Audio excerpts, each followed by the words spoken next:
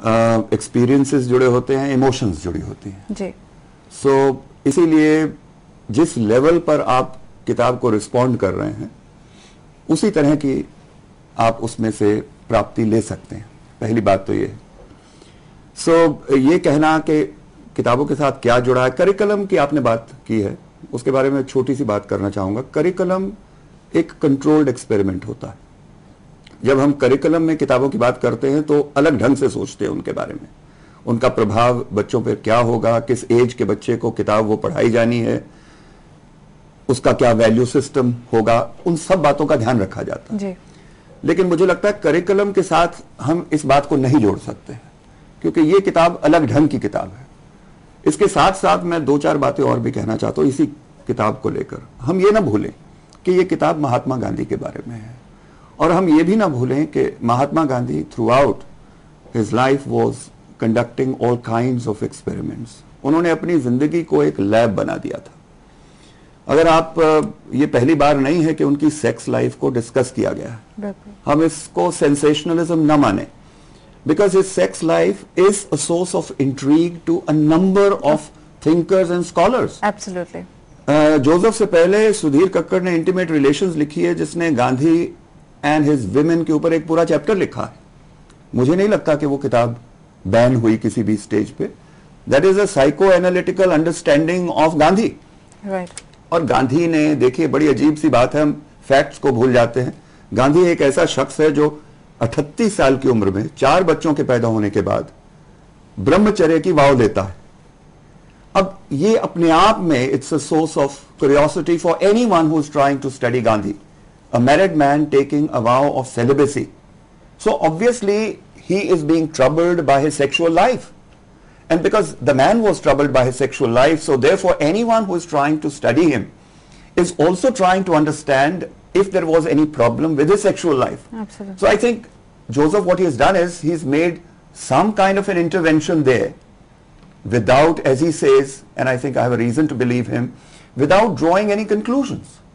अगर हम इस किताब को साइड पे रख दें और बाकी जनरल बुक्स के बारे में बात करें, बहुत बार ऐसा होता है अगर हम भी पढ़ते हैं कि हम कोई सब्जेक्ट या कोई बुक उठाते हैं, हमें या तो वो स्टोरी लाइन पसंद नहीं आ रही है या ऑथर ने जो लिखा है वो हमें पसंद नहीं आ रहा है। हम बीच में से 40 पेज पढ़ेंगे, 100 पेज पढ़ेंगे, हम खुद ही बुक को बंद करके साइड पे रख देते हैं कि मुझे जो इसमें से लगता था कि मुझे मिलना चाहिए वो मुझे नहीं मिल रहा। वो एक हमारी अंडरस्टैंडिंग है, मगर फिर भी आपको लगता है कि you know as a whole government के पास ऐसा राइट होना चाहिए कि वो कोई भी बुक बैन करे, जबकि हम खुद as an adults we are I think aware enough कि हम खुद चूज करें कि हमें क्या पढ़ना है और हमें क्या नहीं पढ़ना है। देखिए जी, हम एक मैच्योर डेमोक्रेसी हैं, 63 साल हो गए हैं हमें एक फ्री कंट्री बने, और इतनी फ्रीडम तो मुझे लगता है हमें अपने लोगों को देनी चाहिए।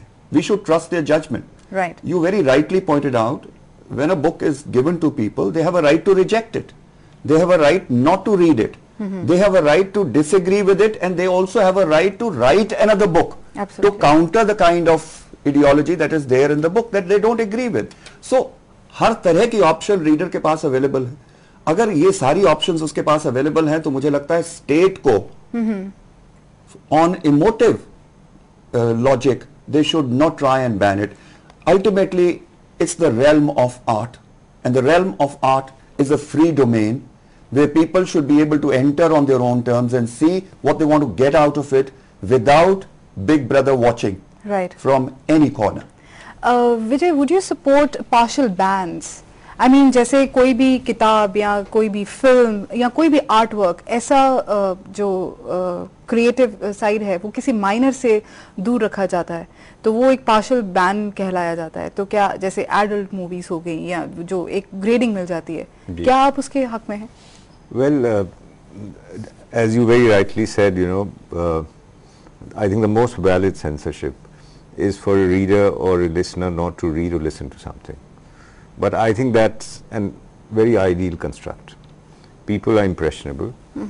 We are living in a very multi-religious, multicultural, multi-ethnic nation. We may have been independent for 63 years. I think if you believe in stereotypes, I think we are a tolerant people.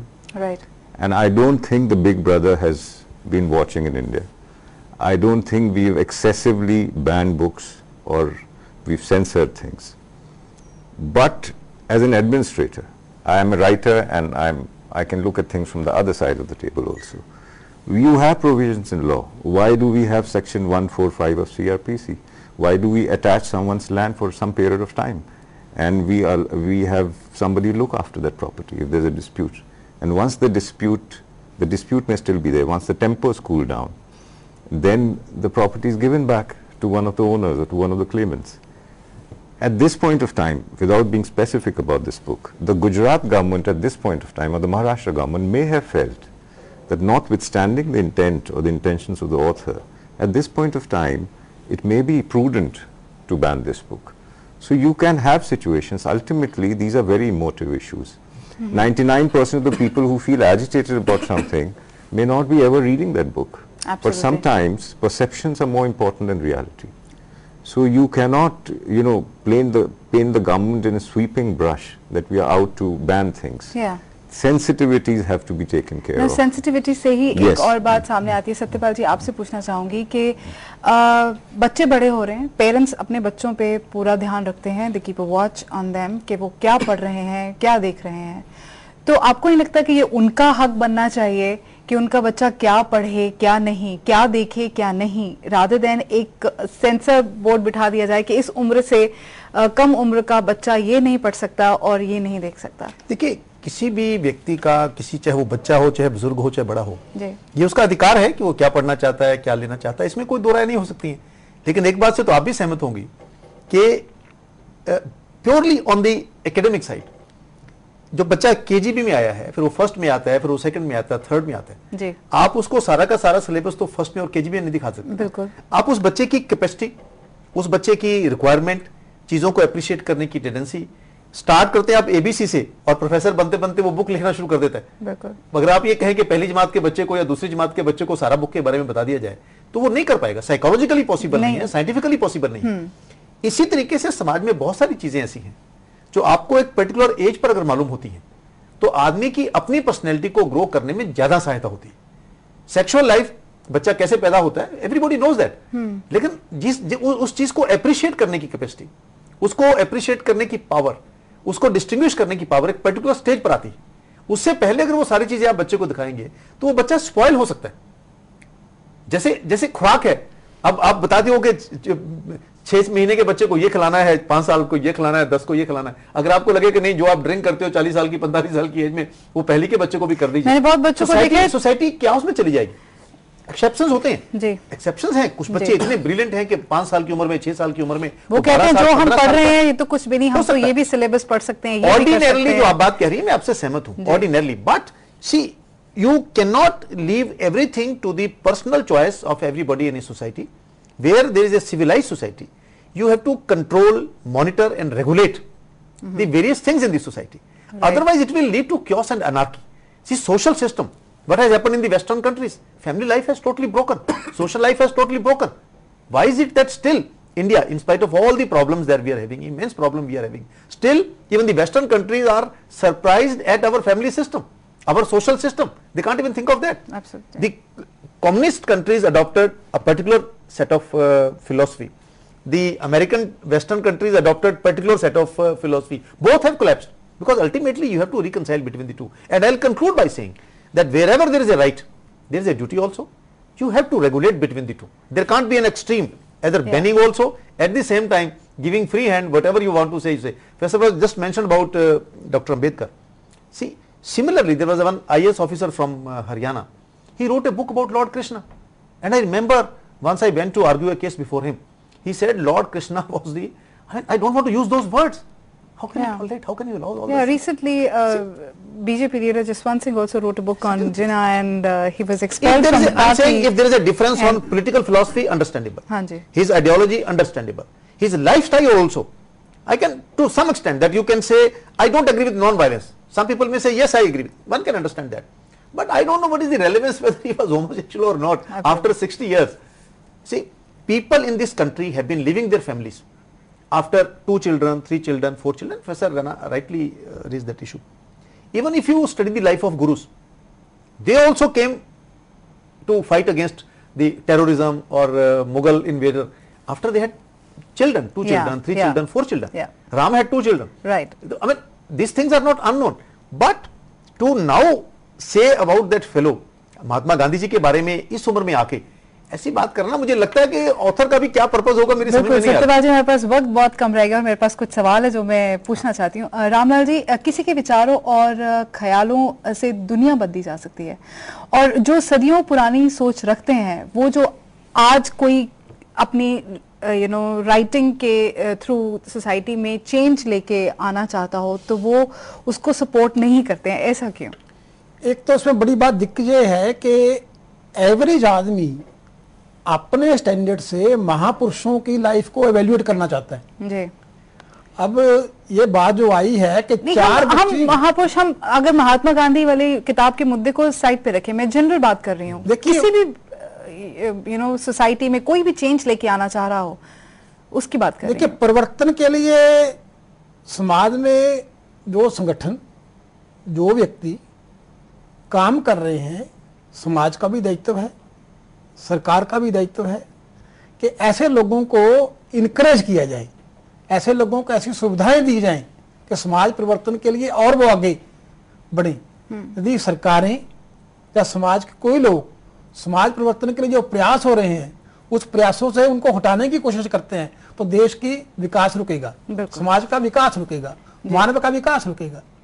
इस विकास की गति को बढ़ाना चाहिए, जो विकास की गति की अरोड़ा बन रहे हैं उनको हटाना चाहिए। प्रोफेसर नायर, ऐसा भी कभी होता है कि आप किताब पढ़ रहे हो, किताब पढ़ते पढ़ते आपको ऐसा लगा हो कि लेखक जो कहना चाह रहा है वो कहने में हिचकिचा रहा है, कभी ऐसा आपको महसूस हुआ है? हाँ, देखिए, बहुत बार ऐसा होता है। ये डिपेंड करता है कि किस तरह का लेखन है और किस तरह का लेखक है।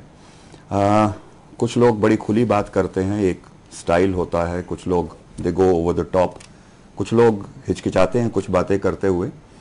मैं एक दो बातें इसके साथ जुड़ती हुई करना चाहता हूँ। एक तो ये है कि देखिए, नॉलेज की एक ट्रेडिशन होती है। जब हम समाज की बात करते हैं, जो बात आपने पहले सवाल उठाया, समाज परिवर्तन, बड़ा अच्छा एक हमें लगता है एक नारे के रूप में कि समाज में परिवर्तन हो, लेकिन समाज में परिवर्तन कैसे हो जब तक हम मानसिकता को न बदलें। मानसिकता को कैसे बदला जाए? मानसिकता को बदलने का एक ही तरीका है कि नॉलेज को आगे बढ़ाया जाए जी। अब देखिए, जब नॉलेज आगे बढ़ रही है तो एक तरह से गांधी की री एग्जामिनेशन हो रही है जी। एक नया पक्ष सामने आ रहा है, उसमें डिसएग्रीमेंट हो सकता है, कोई इस तरह की बात नहीं है, लेकिन उसको समझना भी जरूरी है कहीं ना कहीं। और हम गांधी को एक होली काऊ न बनाएं। मुझे लगता है कि हम गांधी के आइडियल्स में तो आज विश्वास नहीं रखते हैं, लेकिन हर दफ्तर में उसकी तस्वीर जरूर टांगी हुई है। काश ये नेशन उसके आइडियल्स पे फॉलो करता तो शायद ये बढ़िया नेशन होता, आज अन्ना हजारे को फास्ट अनटू डेथ न करना पड़ता। जी विजय जी, जाते जाते आपसे सवाल पूछना चाहूंगी, अपना जो जवाब है थोड़ा छोटा रखिएगा। अगर आप कुछ लिखते हैं और आपका जो सोच है उसको कल को बैन कर दिया जाए तो आपको कैसा महसूस होगा? आप हमारे में एक लेखक के तौर पर बैठे हैं आज। I think there are two. It's very important to have intellectual integrity. I could write something about something with a lot of research. क्या इस डर की वजह से आप अपने एक्सप्रेशन को कैद कर सकते हैं? I would never curb what I'm trying to say, but you can say the same thing in a manner which is appropriate, which is within the realms of propriety and decorum, without diluting the content of what you have to say. Right. आप सबका studio में आने के लिए बहुत बहुत धन्यवाद।